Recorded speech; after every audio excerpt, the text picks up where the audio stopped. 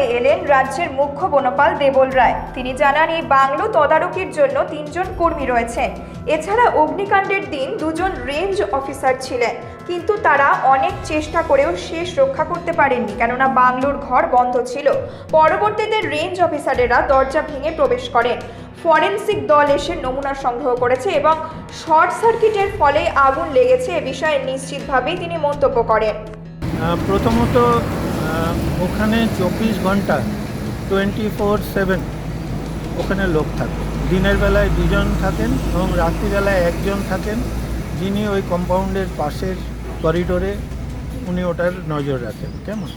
তাছাড়া ওই বিল্ডিংটা অর্থাৎ ওই প্রপার্টিটা দেখার জন্য 3 জনের একটা গেস্ট হাউস আছে, 3 জনের একটা থাকার ঘর আছে, যেটা কিনা ঢিল ছোড়া দূরত্ব। ঘটনাটা হচ্ছে সেই দিনে ঘটনাচক্রে 2 জন রেঞ্জ অফিসারও ওখানে বিশ্রাম নিচ্ছিলেন, তারা ফিরে এসে ওখানে বসেছিলেন। এত সত্ত্বেও এটা বাঁচানো গেল না। তার কারণ হচ্ছে দুটো। একটা হচ্ছে ঘরটা বন্ধ ছিল, ধোঁয়াটা দেখা এবং ধোঁয়াটা স্প্রেড করার মাঝে সময়টা খুব কম পাওয়া গেছিলো। যদিও তার আমাদের এবিসি টাইপ ফায়ার এক্সটিংগুইশার ছিল, আমি আজকে দেখে এলাম, সেগুলো ওয়ার্কিং ডেটের মধ্যেই আছে, রিফিল ডেটের মধ্যেই আছে এবং তাতে সি টাইপ আছে, অর্থাৎ ইলেকট্রিক্যাল ফায়ারের ক্ষেত্রে ওটা কাজ করে। কিন্তু তা সত্ত্বেও এত বেশি ধোঁয়া জন্মে গেছিলো যে ওনারা নিজেরা 2টো ফায়ার এক্সটিংগুইশার এমটি করে ওটা কিছু করতে পারেন।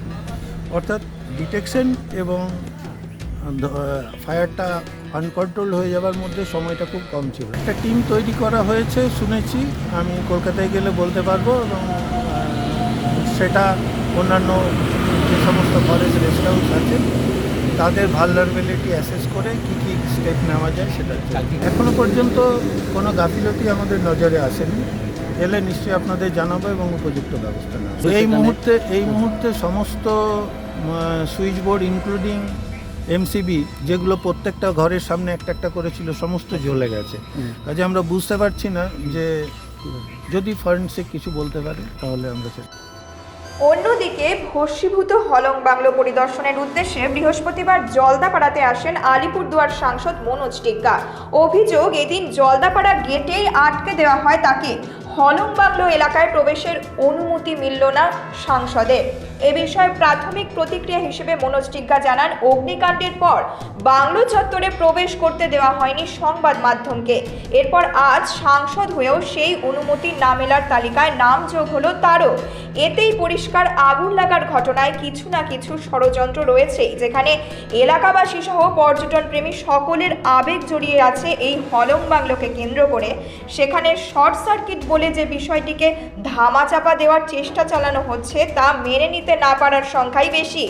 আদতে কিভাবে আগুন লেগেছে, রহস্যের পেছনে আসল কারণ জানতে উন্মুখ সকলেই। আর তাই এদিন এ বিষয়ে দ্রুত তদন্তের দাবি জানালেন মনোজ টিগ্গা। হ্যাঁ, আমি তো এডব্লিউ সাহেবকে বলেছিলাম যে যেহেতু আমাদের যেটা হলং বনবাংলো, এটা মাদারিহাটের মানুষের আবেগ আছে, পাশাপাশি পুরো ভারতবর্ষ পশ্চিমবঙ্গের মানুষের আবেগ জড়িত আছে এইখানে, এবং প্রত্যেক দেশ বিদেশের যারা পর্যটকরা আসেন তারা সবাই চাইতেন যে একবার অন্তত এক রাত আমরা হলং বনবাংলোতে রাত কাটিয়ে যাই। কিন্তু দুঃখের সাথে বলতে হয় যে কী কারণে হলং বনবাংলোতে আগুনটা লাগলো। অনেক মাধ্যমে শোনা যাচ্ছে যে না, কখনো বলা হচ্ছে যে নাকি এসি ব্লাস্ট করে আগুন লেগেছে, শর্ট সার্কিটে আগুন লেগেছে। কিন্তু আমার বক্তব্য, যেখানে আমাদের ডুয়ার্সে ধারাবাহিকভাবে 10-12 দিন ধরে বৃষ্টি হচ্ছে, তারপরে জঙ্গলের ভিতরে সেখানে রয়েছে বনবাংলো, সেখানে তো এসি চলার কোনো প্রশ্নই আসে না।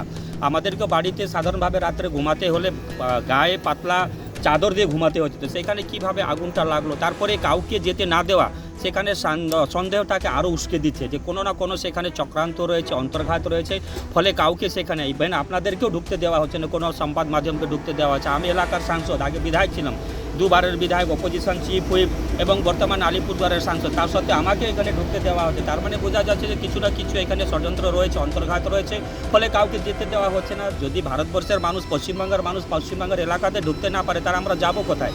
আমরা তো কোনো পাকিস্তান বাংলাদেশ থেকে আসেন। আমি তো এলাকার সাংসদ, আমার অধিকার আছে সে জায়গাতে যাওয়া এবং দেখা যে কী কারণে আগুনটা লেগেছে। সেখানে তো আমরা গিয়ে কোনো এটা তো মনে করেন যে কোনো যদি সাম্প্রদায়িক দাঙ্গা থাকতো তাহলে ব্যাপারটা আলাদা ছিল, যে না এখানে আরও বড় ধরনের কোনো আরও সাম্প্রদায়িক দাঙ্গা লাগতে পারে, সে ধরনের ঘটনা হলে সেটা আলাদা জিনিস। কিন্তু সে যেখানে একটা বনবাংলোতে আগুন লেগেছে সেটা গিয়ে দেখা, পরিদর্শন করে দেখা, এইটুকু, তার চেয়ে বেশি কিছু ছিল। তার সত্ত্বেও আমাদেরকে এখানে যেতে দেওয়া হচ্ছে না। আর নিশ্চিতভাবে আমি যারা আছেন ডিএফও তাদের সাথে কথা বলবো, দরকার পড়লে আমি যিনি বনমন্ত্রী আছেন ওনার সাথে কথা বলবো, কিন্তু আমি গিয়ে সেখানে একবার অবশ্যই পরিদর্শন করে আসবো। দেখুন, যেহেতু এলডব্লিউ সাহেব বলেছেন, বড়বাবু বলেছেন সেখানে যেতে বারণ করেছে, আমি জোর করে যেতে পারি, তাতে কোনো অসুবিধা নেই, কিন্তু আমি কোনো নিয়মের উল্লঙ্ঘন করতে চাই না। আমার জন্য কেউ যদি বিপদে পড়ে সেটা আমি চাই না। আর সাধারণ একজন এখানে গার্ড আছে, আমি যদি জোর করে ঢুকতে পারি আটকানোর কোনো কারণ নেই, কিন্তু আমার কারণে যদি কারো চাকরিতে বিপদ আসে তাহলে সেটা আমি নিশ্চিতভাবে চাইবো না। নিশ্চিতভাবে যারা ঊর্ধ্বতন কর্তৃপক্ষ আছেন, বনমন্ত্রী আছেন, আরও যারা আছেন তাদের সাথে কথা বলে নিশ্চিতভাবে আমি সেই জায়গাতে পরিদর্শন। অবশ্যই আমি বারবার বলেছি যে কী কারণে আগুনটা লেগেছে সেটা অবশ্যই ইনকোয়ারি হওয়া উচিত, এবং কী কারণে আগুনটা লেগেছে তার জন্য কারা দায়ী আছে সেটা নিশ্চিতভাবে মাদারিহাটের মানুষ তো জানতে চাইবে, কেননা আমাদের আবেগ এখানে জড়িত আছে যে কী কারণে আগুনটা লেগেছে। সেটা অবশ্যই সাধারণ মানুষের কাছে উঠে আসা এবং সবারই জানার অধিকার আছে। নিশ্চিতভাবে কাউকে সেখানে আপনাদের সংবাদ মাধ্যমকে যেতে না দেওয়া, আমাদের জনপ্রতিনিধিকে যেতে না দেওয়া, তার মানে এটা একটা অন্তর্ঘাতের তো একটা সন্দেহ তো থেকেই যাচ্ছে। আলিপুরদুয়ার থেকে শামু দাসের রিপোর্ট, নিউজ মেট্রো।